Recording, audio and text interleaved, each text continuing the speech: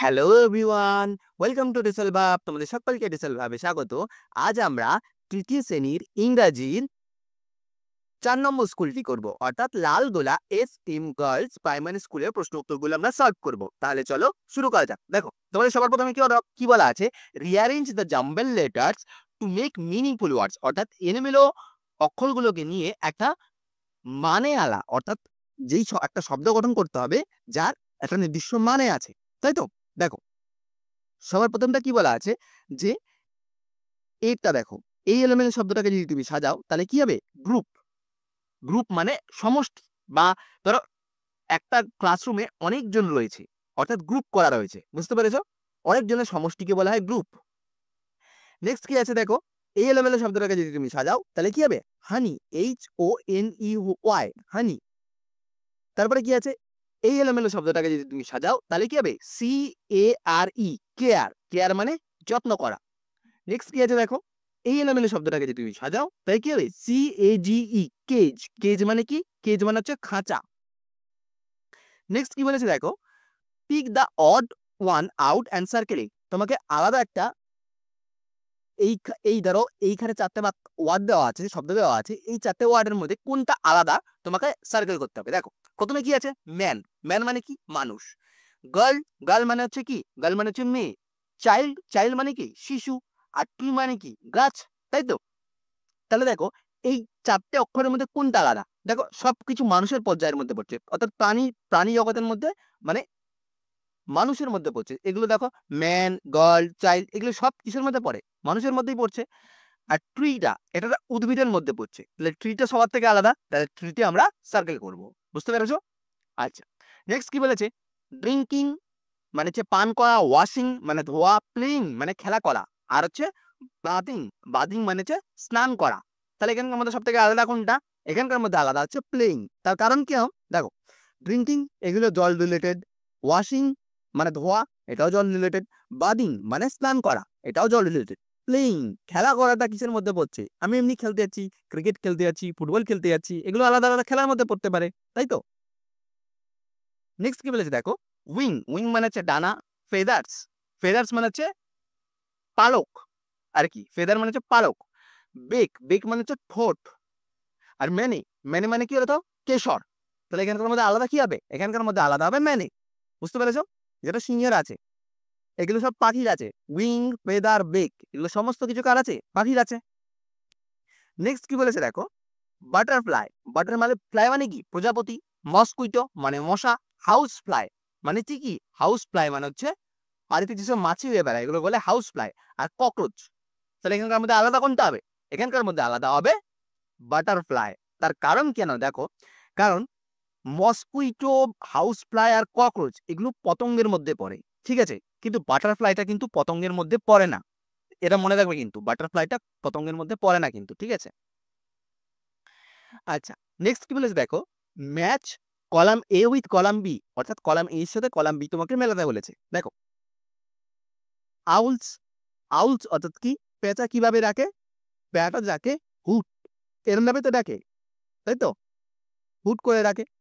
Ducks, ducks মানে কি? পাতিহাঁস, পাতিহাঁস কি করে ডাকে? কোয়াক, এরম ভাবেই তো ডাকে। পিজিয়ন্স, পিজিয়ন্স মানে কি? পায়রা, পায়রা কিভাবে কথা করে? কুকু কুকু করে তো, তাই হবে COO, কু। আর কি আছে? প্যারটস, প্যারটস মানে কি? টিয়া পাখি, কথা বলে, তাই তো? তাহলে কি হবে?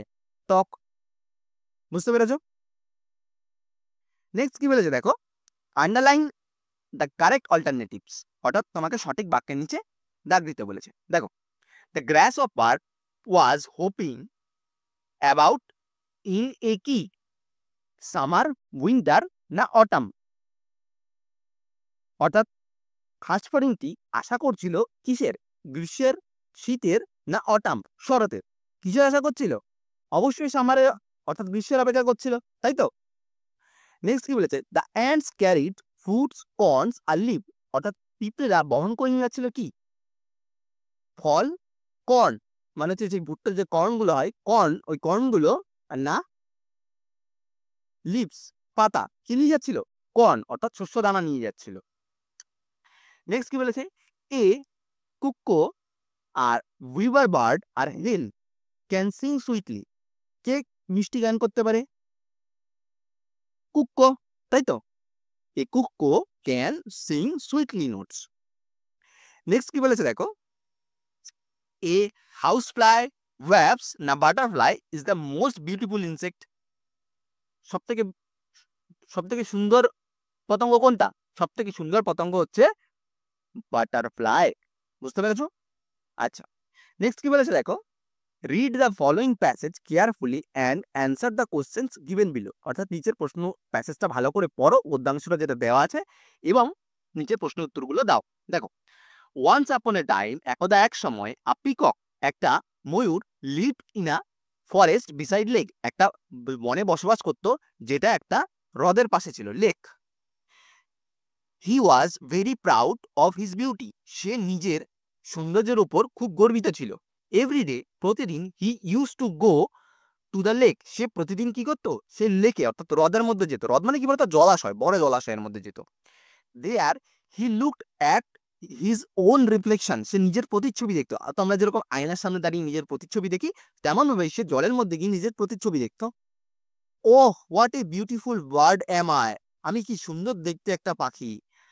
মাই feathers and wings are so beautiful, আমার ডানা এবং আমার পালকগুলো কি সুন্দর। He use to say himself, মানে সে নিজেকে বলতো এই কথাগুলো। তাহলে আমরা প্রশ্ন উত্তরগুলো করি। দেখো, রাইট টু ফর ট্রু আর এফ ফর ফলস, অর্থাৎ সত্যের জন্য টি লিখতে হবে আর মিথ্যার জন্য এফ লিখতে হবে। দেখো, the peacock lived by the the side of a river, অর্থাৎ ময়ূরটি বসবাস করতো নদীর পাশে। সত্য না মিথ্যা? অবশ্যই মিথ্যা, ফলসই তো। কারণ দেখো, কারণ পিককটা বসবাস করতে কোথায়? The peacock lived in a forest beside a lake, অর্থাৎ হ্রদের পাশে বসবাস করতো, নদীর পাশে নয় কিন্তু। The peacock was very proud of his beauty, মানে ময়ূরটি নিজের সৌন্দর্যের উপরে খুব গর্বিত ছিল। অবশ্যই, তাই তো? এই যে এখানে লেখা ছিল, এই যে he was very proud of his beauty. বুঝতে পেরেছো? উত্তর দুটো কি হবে?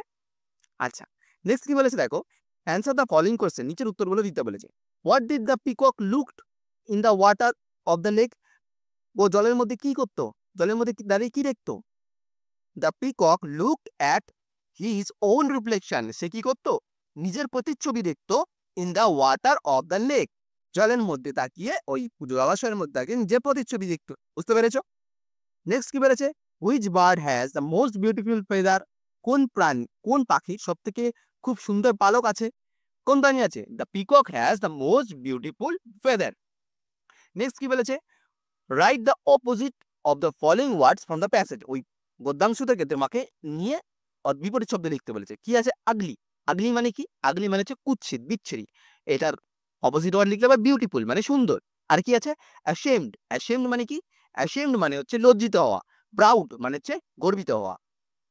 আচ্ছা, write two words ending with D and ED from the passage, passage থেকে নিয়ে তোমাকে কি লিখতে হবে? একটা ডি আর একটা শব্দ লিখতে হবে, লাস্টে যার ডি আছে আর একটা লাস্টে যার ইডি আছে, আমার একটা শব্দ লিখতে হবে। দেখো, লিভড, LIVE, লিভ মানে বাস করা, আর এর পেছনে যদি ডি যুক্ত করে দাও তাহলে হবে বাস করেছিল, এটা হয়ে গেল ডিগালা শব্দ। আর লুকড, LOOKED, লুকড, দেখো লুক মানে হচ্ছে তাকানো, আর ইডি যদি যুক্ত করি তাহলে তাকিয়েছিল, ইডি হয়ে গেল। ব্যাস, দুটো অক্ষর হয়ে গেল প্যাসেজ থেকে। দেখবে আরো আছে, আমি দুটো লিখিয়েছি।